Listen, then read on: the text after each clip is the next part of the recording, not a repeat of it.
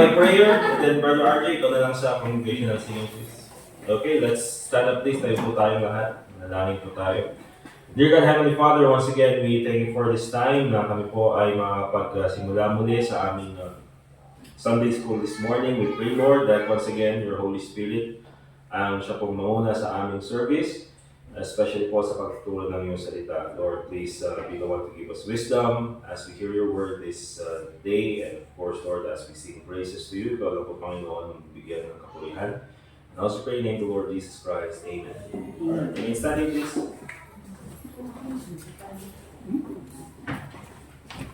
Let's sing po page 10, near the cross. Near the cross. Page 10.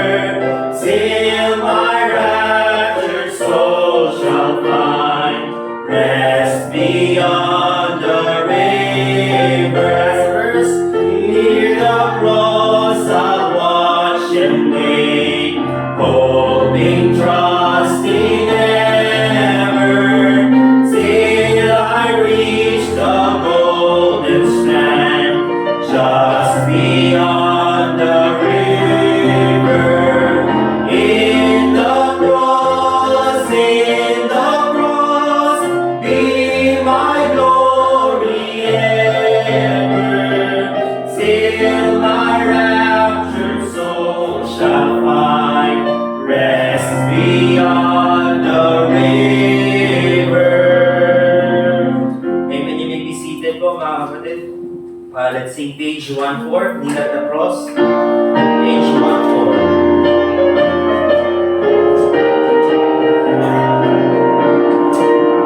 On the first verse, all together now. Kneel at the cross, Christ will meet you there. Come while he waits for you. Listen to his voice, plead with your prayer, and begin life anew. Kneel at the cross.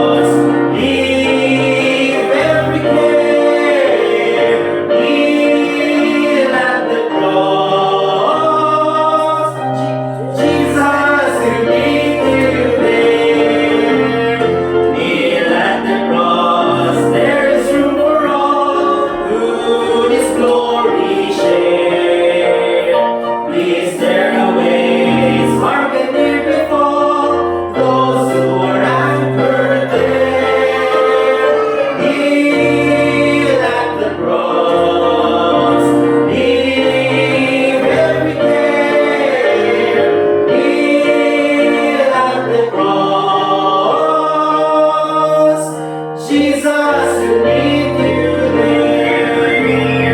Kneel at the cross, keep your eyes up, look unto realms above.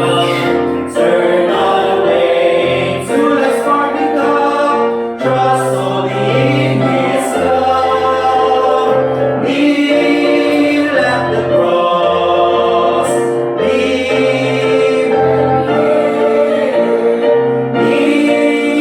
at the cross. Jesus will meet you there. Thank you, Brother RJ. Buksan po natin ang Bible natin mga kapatid sa Ezekiel. And we'll read from verse 28.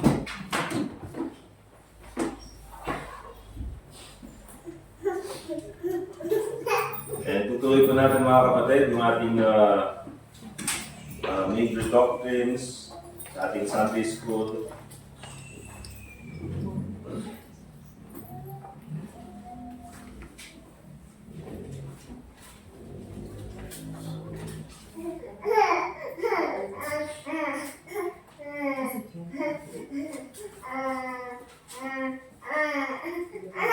And basahin po natin mga kapatid from verse 13 hanggang verse 17.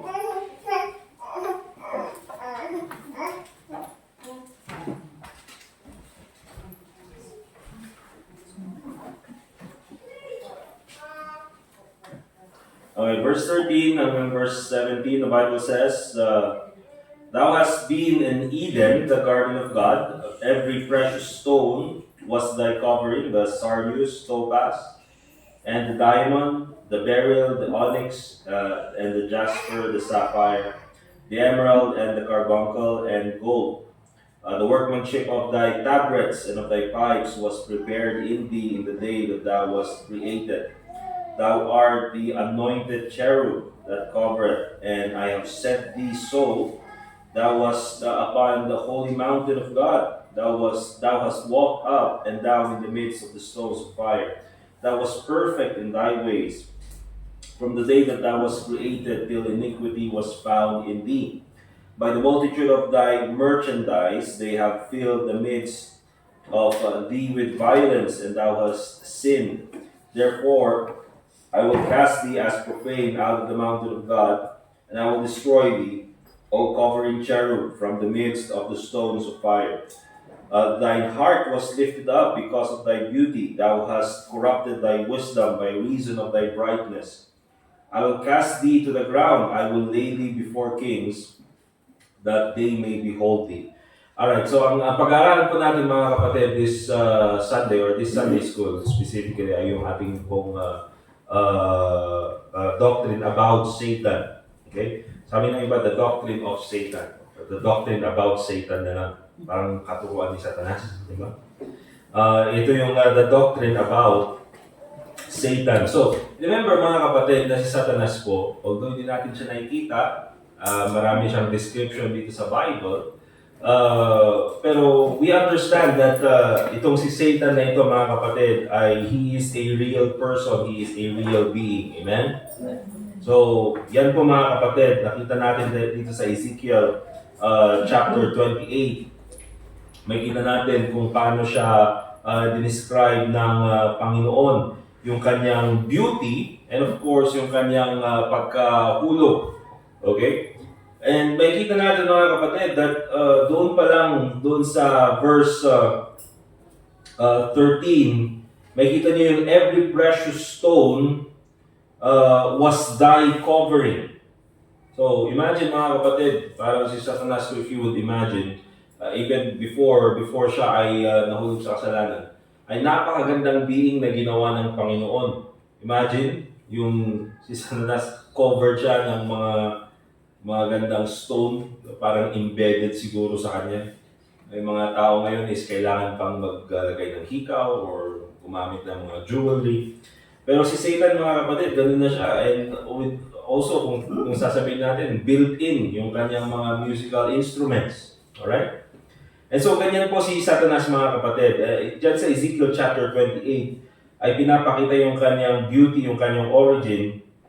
And of course, yung kanyang downfall, and later on titignan po natin. So keep your fingers or maglagay kayo ng marker dyan sa Ezekiel chapter 28.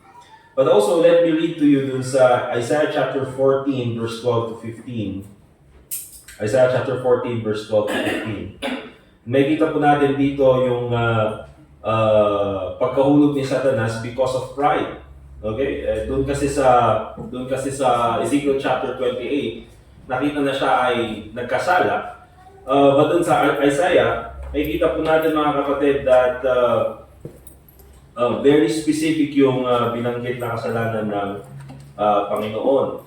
In verse 12, the Bible says, Isaiah chapter 14, "How art thou fallen from heaven, O Lucifer, son of the morning? How art thou cut down to the ground, which didst weaken the nations? For thou hast said in thine heart, I will ascend into heaven, I will exalt my throne above the stars of God. I will sit also upon the mountain of the congregation in the sides of the north. I will ascend above the heights of the clouds. I will be like the Most High." So makikita natin mga kapatid na hindi man binanggit ng Panginoon yung salitang pride, but doon sa details ng kasalanan ni Satanas, we know that it is pride. Okay? Yun po yung naging kasalanan ni Satanas. And later on, doon nga sa Ezekiel chapter 28, makikita natin ang sabi ng Panginoon, "Iniquity was found in thee." Kaya ang simula po ng kasalanan ay si Satanas. Okay, kaya wag po kayong maniniwala dun sa mga sinasabi ng tao, minsan mga pilosopo, di ba? Ginawa ng Panginoon ang lahat. Ibig sabihin ba, pati ang kasamaan ginawa ng Panginoon? Hindi po mga kapatid, ginawa ng Panginoon itong si Satanas for a certain purpose, pero si Satanas, dahil ayaw niyang sumunod sa kalooban ng Panginoon, kasalanan ay nanggaling sa kanya. Naintindihan po? Hindi porket, so ibig sabihin, ang Panginoon ang gumawa kay Satanas, siya na rin ang gumawa ng kasalanan. Hindi po, mga kapatid. Kasi may purpose ang Panginoon kung bakit niya ginawa si Satanas. Katulad na rin po sa atin mga kapatid, di ba? Tayo ay nilalang ng Panginoon. Ibig sabihin, pag tayo ba ay nagkasala, kasalanan nung gumawa sa atin. Hindi po mga kapatid, kasi binigyan niya rin tayo ng free will. Alright? So hindi po nanggaling sa Panginoon ang kasalanan katulad ng sinasabi ng iba or even ng mga pilosopo. Remember, ang sabi ng Bible, iniquity was found in Satan. Alright? So, lagyan lang po natin mga kapatid para lang po mas makita natin yung mga pangalan ni Satanas dito sa Bible. Satan yung ginagamit, the devil, okay? Satan of course, dun sa 1 Peter 5:8, kaya hindi nyo nabuksan. Pero at least para lang ma-realize natin yung mga pangalan ni Satanas na binanggit dito sa Bible. Satan, yung ginamit nga doon. Also, devil, alright? Or your adversary, the devil, as a roaring lion, walking about, seeking whom he may devour. Diba? Doon yung sabi sa 1 Peter chapter 5, verse 8. So pag sinabing Satan, yung adversary, your adversary, the devil. Okay? Also mga kapatid, nandyan din yung Lucifer. Doon sa Isaiah chapter 14 verse 12 na binanggit natin kanina. At alam niyo ba mga kapatid na yung pangalang Lucifer talaga kung titignan natin yung sa kanyang origin ay maganda yung meaning. Di ba? Ang pangit nga lang gamitin sa mga kakanak ka pangalan ng Lucifer. Di ba? Inamot din. Kasi maganda po yung meaning ng Lucifer, light bearer. Okay? Siya yung nagdadala ng ilaw. Kumbaga, Christopher, diba? Bearer of Christ or Christ bearer. Napakagandang pangalan din. But yun yung isa sa pangalan ni Satanas. Son of the morning, Lucifer, son of the morning star. Son of the morning, sorry. Diba? Also, if you go sa Matthew chapter 12 verse 24, nandiyan din si Beelzebub. Alright. Prince of Demons.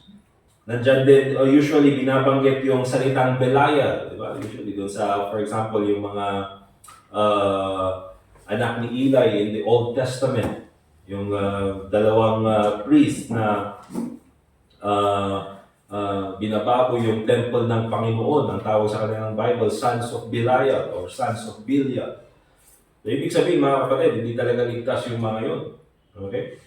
So, yan po mga kapatid, pag sinabing Belial or Belial, worthless or wicked, hindi lang yan, napakarami pa sa Bible. Ang tawag sa kanya sa Matthew chapter 4 verse 1 is the tempter. Okay? The accuser of the brethren, and then the deceiver, enemy, liar, murderer. He was a murderer from the beginning. Yun yung sabi ng Bible. Okay?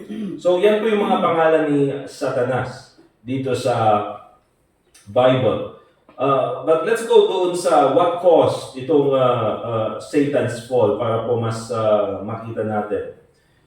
If we go back sa Ezekiel chapter 28, especially doon sa verse where the Bible says, verse 15, "Thou wast perfect in thy ways from the day that thou wast created." So remember mga kapatid, na itong si Satanas ay create ng Panginoon na perfect. Create ng Panginoon na walang kasalanan. Create ng Panginoon for the purpose of serving God. Okay? Yun naman ang purpose ng Panginoon, covering cherub. Alright?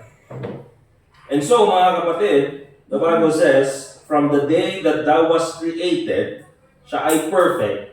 And then, ang sabi ng Bible, till iniquity was found in thee.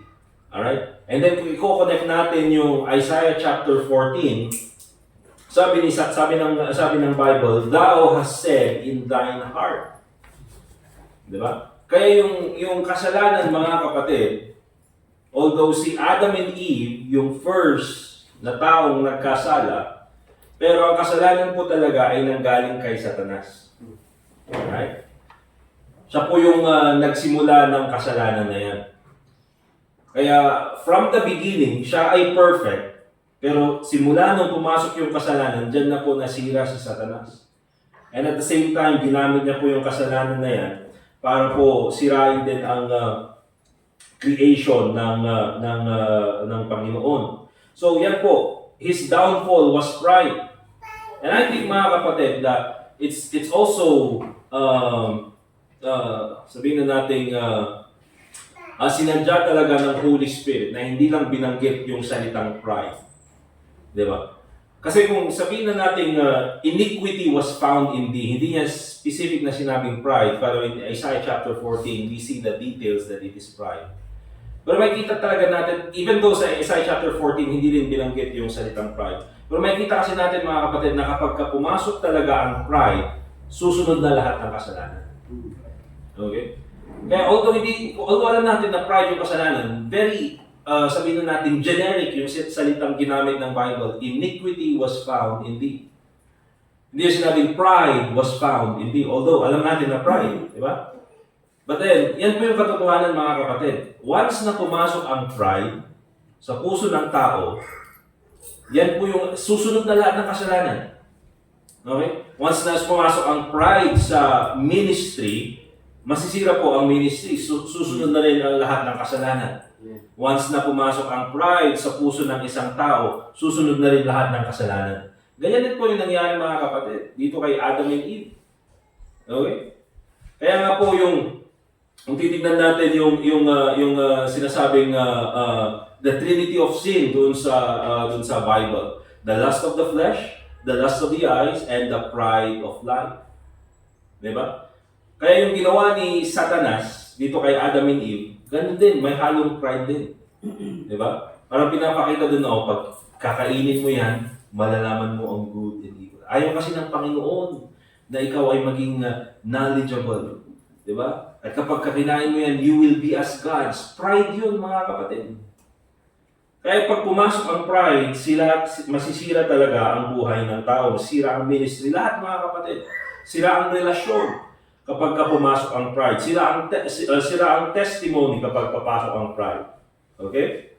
So yan po yung nag-cause or naging rason ng pagkasira ni Satanas. And later on, we will, sa ating main service, we'll probably talk more about pride. Okay? Pero yan po yung nag-cause ng downfall ni Satan. So, titignan natin ngayon, what are Satan's current roles and activities? Ano ba yung ano kayong ginagawa ni Satanas ngayon? No? Nasaan kaya siya ngayon? Natatira kami dun na ito ta. Diba? Message mo nga RJ. Baka mag-reply sa'yo. Diba? Close kayo eh.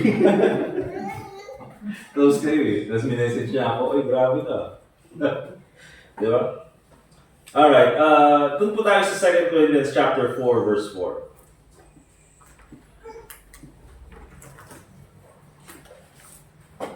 Second Corinthians chapter 4,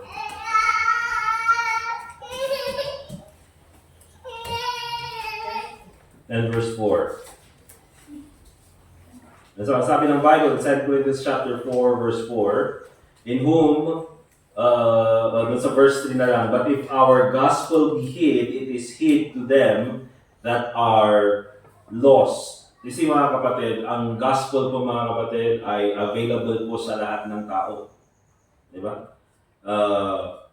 Available po yan sa napakaraming tao sa panahon natin. Actually, available na sa buong mundo. Pero ang sabi ng ni Paul, if our gospel be hid, it is hid to them that are lost. If there is a reason why hindi napapakinggan ng tao ang gospel, yan po ay dahil kagagawa ni Satanas. Okay? It is hid to them that are lost. Bakit? Because in verse 4, in whom the God of this world, yan po si Satanas, small letter G, hath blinded the minds of them which believe not. And napakarami pong ginamit ni Satanas na pang-blind sa mga tao para hindi po nila mapakinggan yung gospel. Unang-una, nandyan nga po yung religion. Di ba? Ang daming mga tao na hindi maligtas. Bakit? Kasi ang tinatag ni Satanas ay religion. Di ba? At yun nga po, even dun sa Garden of Eden nung nahulog si Adam and Eve doon sa kasalanan na tinempt sila ni Satanas. Anong ginawa nila? They covered themselves with leaves. Di ba? At yun po mga kapatid, nagpapakita ng religion kasi ang religion po mga kapatid is trying to cover up our sin. Pero hindi talaga tinatanggal ang kasalanan. Kaya sila ay nahihiya sa Panginoon. They tried to cover up their sin. Kaya anong ginagawa ng mga tao ngayon mga kapatid? Magsisimba ako para naman mabawasan yung kasalanan. Diba? Or gagawin ko ito para at least mabawasan yung kasalanan ko. Or maumpisan ako para They will do anything to cover up their sin. Alright? At yan po ay tinatag ni Satanas. One of the things that the devil uses to blind the minds of other people. Kaya marami po mga kapatid na mga tao, kakato ka pa lang dun sa pintuan nila at galing po ako ng Highcrest Baptist Church, ay, iglesia ako, sabihin nila agad. So doon pa lang, hindi mo na mababanggit yung gospel, ayaw na nilang makinig. Bakit mga kapatid? Blinded their eyes with religion. By the way mga kapatid, hindi po na eyes, blinded their minds. Di ba? Paano mo kayang bulagin yung isip ng tao? Okay? So yan po, religion ginamit ni Satanas. Ano pa? Napakarami mga kapatid. Busyness. Maraming mga taong hindi nakapakinggan yung gospel dahil masyado silang busy. Diba? Pupuntahan ka niyan sa kanila or lalapit ka sa kanila, ay sorry, may ginagawa ako. Diba? Napakarami, hindi lang business but also distractions. Mag-share ka ng gospel sa iba, minsan hindi sila nakikinig, although nandyan sila, kunyari nakikinig, pero nandun sila sa kanilang phone. Napakarami mga kapatid na ginamit ni Satanas to blind the minds of people. Alright?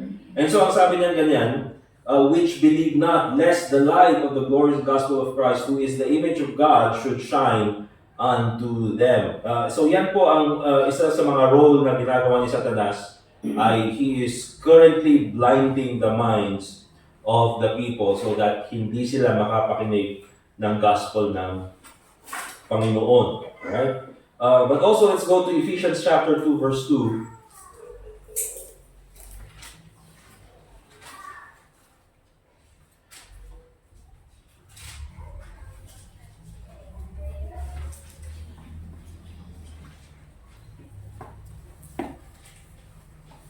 Ephesians chapter 2 and verse 2, and sabi ng Bible, wherein in time past he walked according to the course of this world, according to the prince of the power of the air, the spirit that worketh in the children of disobedience, among whom also we all had our conversation in time past in the lust of our flesh, fulfilling the desires of the flesh and of the mind, and were by nature the children of wrath, even as others. So, isa sa mga ginagawa ni Satanas, he is the prince of the power of the air.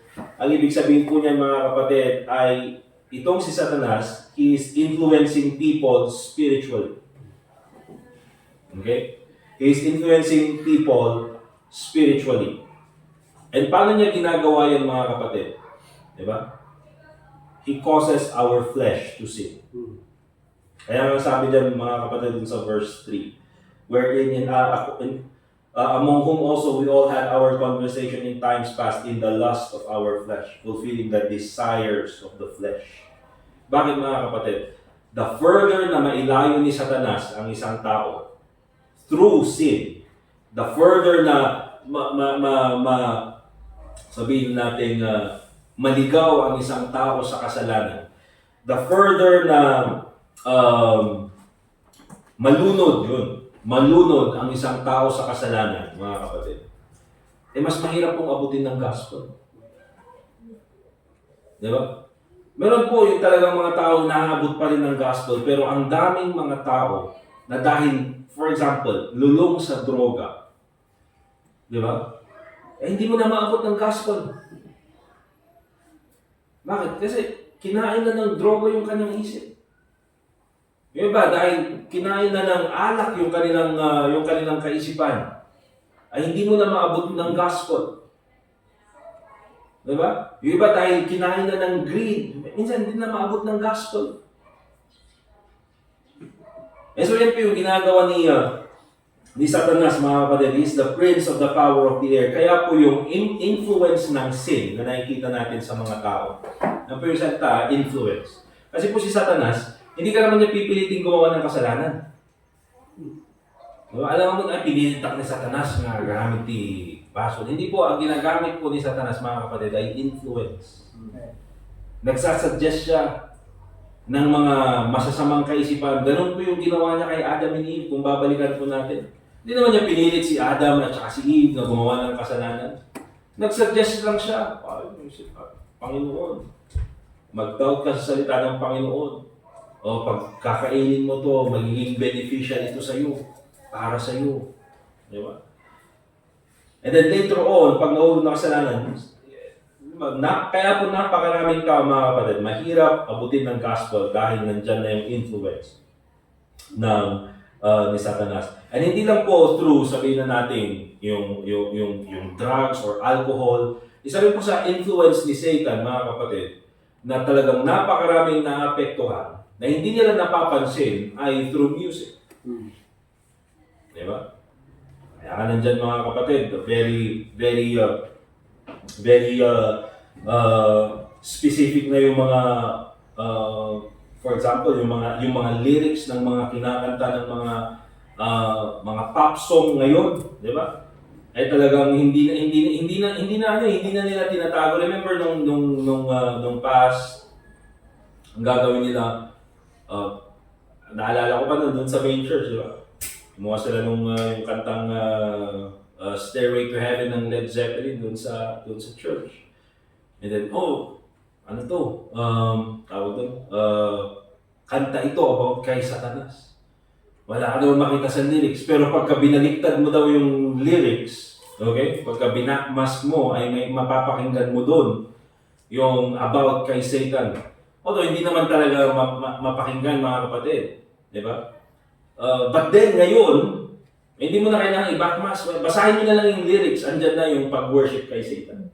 Andyan na yung pag-worship kay Satanas. Diba? Andyan. So, music, isa po yan sa mga nakaka-influence po sa buhay ng mga tao. Alright?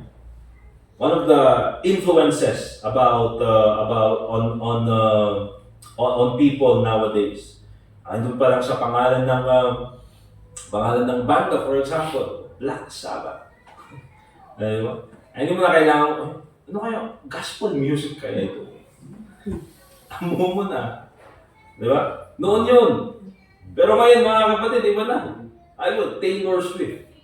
So, siguro mabay dito. Pero hindi naman yung lyrics niya, mga kapatid. Iba pa rin pagsamba sa sarili. Hindi man siguro sabihin natin na pagsamba kay Satan. But here's the thing, mga kapatid. Worshipping self is the same as worshipping the devil. Diba? He is the prince of the power of the air. He is the tempter. 1 Thessalonians chapter 3, verse 5.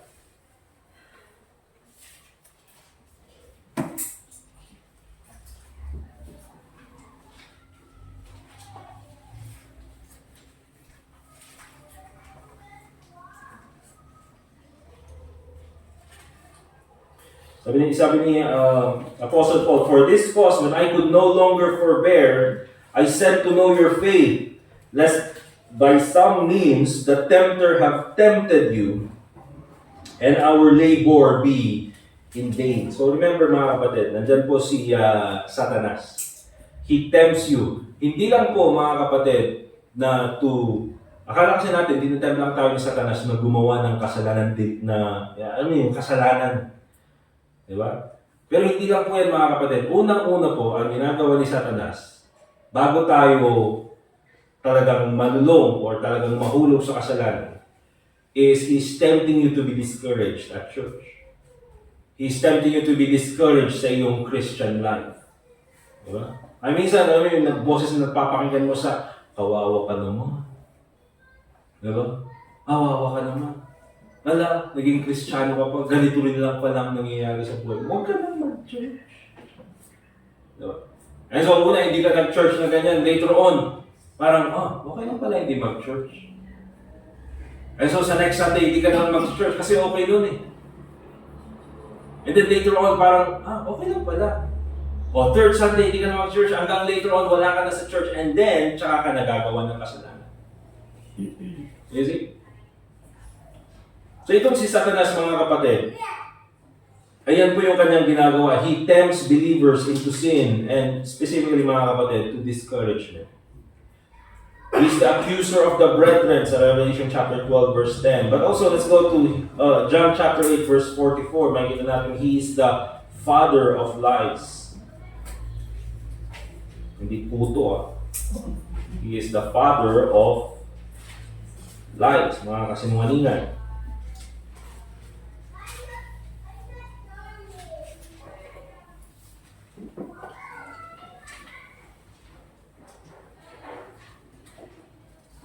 Okay, John chapter 8, at doon po sa may verse 44, ang sabi ng Bible, "Ye are of your father, the devil." Ang kausap niya dito, mga kapatid, ay yung mga Pharisees na ito yung mga taong nag-o-oppose kay Jesus Christ. Okay? So ito talaga, kahit anong gawin ni Jesus Christ, ay hindi sila maniniwala. Bakit? Sabi ng Bible, "Ye are of your father the devil, and the lusts of your father ye will do. He was a murderer from the beginning." Kaya nga po yung ginawa nitong mga Pharisees na nag-conspire against kay Jesus Christ, mga kapatid. Actually, kung binabasa kong isa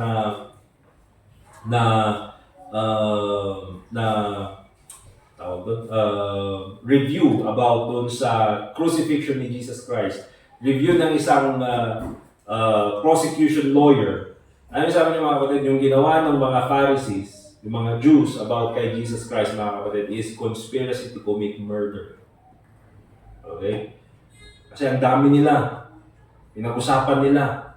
Ginawa nila ng plano. False witnesses. Okay? Nag-set sila ng mga traps or hindi man naging matagumpay yung mga traps nila. Pero may kita doon, mga kapatid, yung intent na gusto nilang, mahuli si Jesus Christ nang sa ganoon ay magkaroon sila ng case na pwedeng dalhin sa husgado, and then yun yung magiging proof na si Jesus Christ daw ay, i-crucify. Pero sabi ng lawyer, yung ginawa ng mga Pharisees na ito, although wala silang basehan, walang evidence, Yung trial ginawa nila sa gabi, which is bawal. Diba? Dapat sa umaga. Remember, Garden of Gethsemane, hinuli si Jesus Christ. Diba? And then dinala sa halls of judgment sa gabi. At doon siya trinay ng mga Pharisees. Bawal po yung gawin, mga kapatid. Ang trial ng dapat ginagawa sa umaga para available sa public. Okay? And then nagsalita yung mga Pharisees, sabi naman, nagsimula sa pinakamatanda. Pero dapat, usually, magsisimula dapat sa pinakabata para hindi ma-influensyahan yung mga bata sa decision ng mga matatanda. Pero ganun yung ginawa nila. And so sabi nila, yung ginawa dyan is conspiracy to commit murder. And kaya dito sa John chapter 8, makikita mo yung mga kausap ni Jesus Christ dito na mga Pharisees na nagpapatay kay Jesus Christ. Ye are of your father the devil, and the lust of your father ye will do. Okay?